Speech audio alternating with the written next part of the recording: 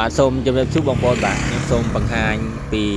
ទីតាំងគម្រោងផ្ទះល្វែងមួយកន្លែងបាទគម្រោង KIS បាទគម្រោង KIS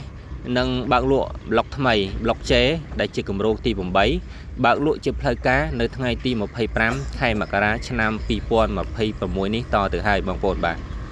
គម្រោង KIS នេះគឺមានទីតាំងស្ថិតនៅខាងក្រោយផ្សារទូពង្រើឈៀងខាងត្បូងបាទចិត្តនឹងវត្តកំពែងគម្រោងថ្មីនេះគឺមានផ្ទះរហូតដល់600ល្វែងបងប្អូនបាទច្រើនមែនតើបាទគម្រោង KS គឺជាគម្រោងមួយដែលមានការទទួលស្គាល់មានការគាំទ្រខ្លាំងមែនតើពីអតិថិជនដូចជាគម្រោងទី6ទី7នៅចិត្តវត្តរិស័យសាញ់ជាដើមបងប្អូនបាទ